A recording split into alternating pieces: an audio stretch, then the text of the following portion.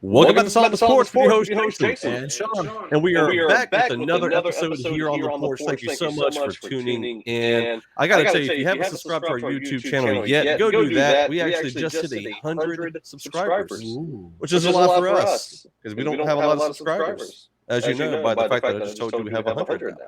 So, but go check it out. We're doing some reaction videos. I'm trying to work on putting some shorts up, things like that. So go support that if you can. And then subscribe to the podcast if you haven't done that yet. If you're watching this on YouTube, we do have podcasts on Spotify and Apple Podcasts. So anyway, we do want to thank our supporters of the show. Aaron Simpson at True Strength Apparel. Make sure you go to truestrengthapparel.com to check out all the latest gear he has there. He's got a really cool created t-shirt that I like. It's like a NASA logo, but it's created. And they're all tie-dye, so if you're not a fan of tie-dye, buy one anyway. I wasn't. Then I found they had like a black, white, gray one, which I really enjoyed. So yeah, go check that out. Also, Purely Bachelorette, go check them out. It's a good way to have some wholesome, clean bachelorette parties, everything in one box package for you. So a lot of things happened this week. Go ahead. Yeah. Well, I was going to say, the last bachelorette party. The Hispanic party that I had, it was a total disaster. I mean, there was just all sorts of unclean things going on. Like what? Like what? Can you? No, okay. I can't. Yeah, let's not do that on the show. So we want to share our thoughts on Obi Wan Kenobi. The series just ended. They had their finale this past Wednesday as of the recording of this particular episode. Sean, you want to lead us off with some thoughts on Obi Wan? So spoilers. Just yes, there will be spoilers. Let you guys know. So we can't talk about it without presenting any spoilers. So, for a while there, I was kind of like, I mean, of course, I was excited to begin with, and then it felt like it got a little bit slow, and then there's some questionable stuff. Obi-Wan's not, he's kind of lost touch with his skill set, but then we kind of find out, it's because he's been separated from the Force. But then we get some other kind of questionable things that still kind of leave me a little bit like, like how do you get Princess Leia in Episode 4 be like, Obi-Wan Kenobi, you helped my father in the Clone Wars. It should be like, hey, Uncle Obi, you remember me? From that big thing where I got kidnapped and junk. I mean, this is huge, right? And it's huge, and it's like it didn't even exist. And they get that it didn't when the movie came out, but you gotta create stuff with that in mind. So that kind of bugs me. We had lots of questions about whether, who might be appearing and that sort of stuff. I felt like that this show, the series, gave us the completeness of Obi-Wan's story. So if you followed any of the animated stuff, this rounds it all the way out. I feel like we've got a good, complete story, short of who was Obi-Wan before Episode 1. So, unless you're looking for that, this completes everything. We have all the answers. It's nice and tidy with a bow on it. And my favorite part of all, Qui-Gon at the end. Yeah, look, I've been waiting for Qui-Gon to show up. So I've been waiting for that. We discussed it too, because I've been talked about. I'd like to see him show up. And the thing is, I was a little reserved because I didn't want to be all and there's a question about whether or not he could, because he didn't really learn how to project himself. And but anyway, that to me was the biggest payoff. So and they left it open for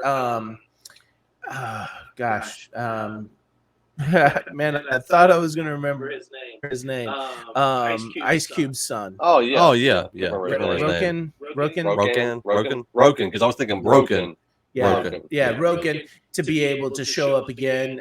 In fact, there's even a one of those telltale kind of comments, right? I'm just getting started. Some foreshadowing, yeah. And so it kind of reminded me of sorry to cut you off. It reminded me of Sylvester Stallone, Rocky in Creed 2, when he's wearing the Creed jacket and he's like, "This is your thing now," and it kind of is like, "Hey, this no more me. This is about you. kind of felt like that a little bit. Okay. So yeah, in Reva, I wholeheartedly expect to see these characters definitely show back up. Obviously, we can have more Inquisitor stuff take place, but I'm excited to see what they're going to do, and who's going to be showing up in Andor maybe. I am kind of looking. I think Roken's a great character to be able to pull into Andor. Yeah, absolutely. I know. I thought the finale was well. I enjoyed the fighting scene, him and Vader going at it. Oh, epic. So obviously, I think after episode 3, people are thinking from episode 4, this movies, New Hope, when he says, I'm much stronger than the last time we faced. Yada yada. A lot of people are automatically thinking after episode 3, oh, this is that time they faced, and Obi Wan beat them, But there's nothing that says that battle was the last time they faced. So they were able to create this other major battle without messing up that story, that continuation, that continuum. So I enjoyed that. I that was good. I feel like it seemed like they packed a lot in it. It seemed like they packed a lot in it, but it didn't feel that way. Like I got to like 35 minutes, and it was like okay, they're done with this. And I thought that was the whole episode, right? But then they kept finishing the story out. Yeah, I don't know. I could always take more for sure, but to me, it's still I was far more okay with the idea of, okay, so Obi-Wan's been distancing himself in the Force, hence that's why he's losing some of that skill set. So that makes more sense as to why our battle in episode 4 is weak. That to me is a good setup for why it's weak. Now, at the time when it came out, it wasn't weak. It was epic at that time, right? But now we look back on it and we go, yeah, whatever. But it totally set that up. So now what are you saying? Within a week or two, Obi-Wan can rebuild all of his skill sets and then like totally massively put a beat down on Vader? I mean, let's just put it like it is. I mean, he beat him down, boy. And so now in the next 6-7 years, he's gonna get weak in the Force again, and I don't know, man. I see that to me is probably some of the bigger issues. I like it better when we can connect between one thing and the next a lot more clearly, and that's that in the Leia thing, Leia comment. Those are the only things that really rub me the wrong way. Otherwise, totally stoked. Love the show. It was total fan payoff, and I thank them for that. Yeah, I enjoyed it. I thought it was done well. To me, this is the best series that they've had on Disney Plus. Yeah. So, okay. And not even just because it's continuation and conclusion that we kind of get from Obi Wan. It just felt like a better story to me. So yeah, I think it's the best. The most well done. Yeah. And I'm a fan of a lot of other stuff that's been done, but I feel like it's the best, the most well done. So I would say I think part of that's because of Ewan McGregor being a producer on there. Yep, so, that's a good point. Yeah. Anyway. And then they did bring in Hayden Christensen back. It was not a lot of them there. Yeah. The most important thing is they brought James Earl Jones back. That's the most important thing. And they did the voice better than they've done yet. Yes. To date. That was pretty epic. So that was pretty awesome. Yeah. Overall, fantastic show. I mean, oh, dude, when the helmet's like busted open, yeah. And you get some of Hayden's voice, but then you get some of James's voice. Oh, that was awesome. I loved it. Yeah, I think people were looking for that. Yeah. Like I saw a lot of before the show came out that were talking about when Hayden Christensen was announced he was going to be on the show and how it was going to work, and then they were thinking, well, technically, I think it was in Rebels they cracked this the same thing happened in I think Rebels, where the helmet got cracked and you have partial face. It had to be Rebels because I don't think it was Clone Wars because Vader was only Vader for Rebels. Yeah. Anyway, but they did it perfectly. I felt like it worked well. Yeah, it's still a little awkward though that the voice emulator or breathing apparatus all of a sudden gives him a bit of a British accent. Just say it is. But hey, I still loved it. So. Yeah, absolutely. All right. So, let us know what your thoughts are if you enjoyed the show, and we'd love to get your thoughts. So, moving on. Kingstone Comics, who if you're a fan of the show, we've been an affiliate for a while with them. They're now publishing books, regular books. The books, regular kind, not comic books. They still do comic books, but they're also publishing regular literature as well. And so they've just come out with a new book called The Lincoln League. It appears as though it may be a short series, but definitely intriguing. It's about a first African American spy here in the U.S. in Civil War era. So it looks like it's going to be a good read, and it's actually really pretty reasonably priced. It's still geared for younger readers, so if you can't, some folks have a hard time reading for younger readers, and I get that. But if you have younger readers, this would definitely be a great book to check into. 260 pages, and it says on there, this is not a graphic novel. Yeah. Sure, a lot of people are going to buy it and say, what? Where's my pictures? Yeah, exactly. So last thing I have for regular news is this is kind of interesting. So Mike Winger's a YouTuber I've been listening to for a long time. Does a lot of great teaching videos. My teaching primarily, like I got a lot of my methodology of studying and teaching from him. But he did a video critiquing a typical Joel Osteen sermon. So he went, listened to a whole lot of them, and then he picked one and finally was like, all right, well, I kind of see the pattern here. We're going to break it down. He did it in a respectful way, like he always does when he critiques any type of teachers. But he critiqued it, and then Lakewood put a copyright strike on it. Oh, it's fair use. Like if you look up fair use, what he was doing is actually fair use. The funny thing is the same thing happened with Ruslan, who was critiquing Stephen Furtick and Elevation Worship Elevation Church put a copyright strike on him. Anyway, Lakewood, Mike Winger fought it. And so the decision came down to, should I sue him or not? And he decided not to do it. He did a 23-minute video kind of discussing the whole situation. And but I just thought it was interesting. It was like, if you can't handle a critique of your teaching or preaching or anything like that, then stop doing it. Yeah. Like just stop. Or maybe you really need to check yourself. Yeah, you really do. So iron sharpens iron. So if you're not iron, get out of the fire. Like go somewhere else or something like that. Yeah. But yeah, man, that's just the way it is. A lot of people feel like if you're disrespecting whoever by critiquing them. I know one of the things with Stephen Furtick is you cannot like if you're a staff member or you're part of the church, you're not allowed to question anything that he teaches, which is just non-biblical, because the Bereans were looking up everything Paul was teaching, right? And he welcomed it. He was cool with it. That's what we should do. Yeah. We should be looking up and critiquing what is taught in a helpful way, or at least asking.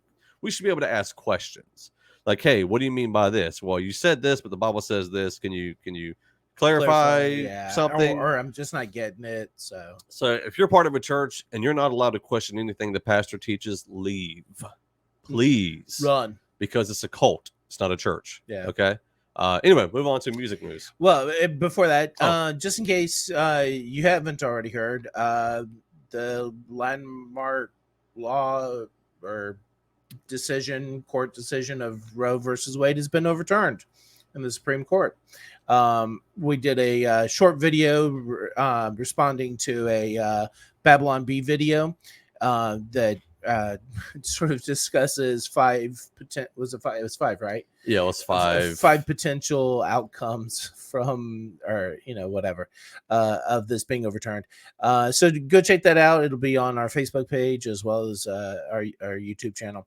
But yeah, so it's I mean that's pretty big in society. I'm just sort of wondering how far one way and the other are we going to keep swinging here? Because it seems like there's a trend politically that we keep going. You know, one side does one thing extreme, one side does the other. And well, even the gun laws, like, you know, we had this, you know, another massive shooting, and New York actually approved concealed carry, where you didn't have to tell people you had a gun if you had a concealed carry. Yeah. You know, in New York, and New York had some of the strictest gun law. It was possible to own in New York. Yeah, well, or for that matter, if you carried and you were out of state coming through New York. Yeah. So it was just, so they flipped it, and, you know, and this is just something that it continues to happen. You know, Dave Chappelle actually made a reference to it in one of his stand-ups. You know, when the Me Too movement was going on, and, you know, that whole situation, they ended up passing a whole lot of stricter abortion laws at that point in time, in Georgia and in many other states. And so there's always this, like, the when you try to push something very, very, very hard, there's always going to be pushback that is going to probably be as equally difficult or hard, or whatever your, you know, analogy or adjective you want to use. Right. And just a quick lesson here. This is why, like, even with kids, the more you push good behavior on them and try to force them to act a certain way, the more they're probably going to act a different way. So anyway. Well, and so with that, you know, stick around for our third segment, or if you're watching YouTube, check out what will be our third segment, where we will be discussing the government laws and being a Christian. So. Yeah, absolutely. All right, so on to music news. POD is making news. They are re-releasing When Angels and Serpents Dance. My favorite album by them. Yeah, I would say it's probably, I mean, it's probably number 2 for me, but it's definitely well up there. You know, I kind of go a little old school Brown. So okay, but anyway, you know, the thing is that this album, I think for me was I was doing a lot of youth ministry at the time when it came out, and the kids, all my kids were into it. So, you know, we were constantly playing it. It was really awesome. But to me, the coolest thing is that they're going to finally release this on vinyl. Yeah, I'm stoked. So I may have to get a record player just for the vinyl. Yeah, just for the vinyl, because it looks cool. And again, it's my favorite album by POD. Yeah, it's going to be pretty epic. So there's some new stuff on there. It's remixed. We will be playing, if you're listening to the podcast, we will be playing the only track that they have available right now, which is I guess it's more of a remastered, not necessarily a remix of Addicted. So check that out. And this album released 2 days after my birthday, 2008. Which is also the year I got married. Oh. And I remember buying this album and listening to it for the first time about 10 p.m. in the evening with my wife. Now, she isn't really a rock fan like that, but she endured that suffering just because she loves me so much. Okay. But yeah, this is one of the albums that is not under Atlantic Records. Which is why it's usually hard to find. And yeah, I mean, like, even to find it used, it's usually a challenge. So. Yeah, absolutely. Yeah, man. So I'll let you take the rest of this. Yeah, moving along. So we had some music come in our music submissions. So we had the Agape Music Group. There was one before that. Oh yeah, Fit for a King, Reaper. I usually you handle metal. I handle the Christian rap. I was gonna say, but yeah, you were the one I added that in there. So. Yeah. So Fit for a King's got a new single called Reaper. It's pretty good. I listened to it. It was actually right before the show. I listened to it, but and I listened to it on my phone out loud. It wasn't with AirPods. Probably sounds better with AirPods in, so the vibration against walls and stuff. But I mean, sounds like a heavy metal track, so it didn't seem weird or awkward. So thought it was pretty good. Yeah, kind of middle of the road for me. It didn't really stand out. It was basic. Anyway, yeah, it was basic. It didn't stand out. Yeah, it didn't stand out. I don't know that I would have said, you know what, let's release that as a single. Yeah. Okay. Good point. Good point. So, I mean, my favorite song by them still is God of Fire. Right. So, period. All right. Now moving on to Christian hip hop. Some music came in. We got the Agape Music Group with a song called Best. Artist name Reflect. Name of that song is New Frederick. Austin Joyce released a song called Pressure. And then Andrakis, Andrakis, I think is how it's pronounced. Looks like it. He dropped a new song called Sweeter Name. That'll actually be up on the website. He is a website sponsor, but hey, get a little bit of extra promo here on the podcast because anybody who supports us, we definitely want to support them back as much as we can. So that's it for the music news. We'll be right back to talk about our top 5 detective shows. So we will see you soon. Be right back.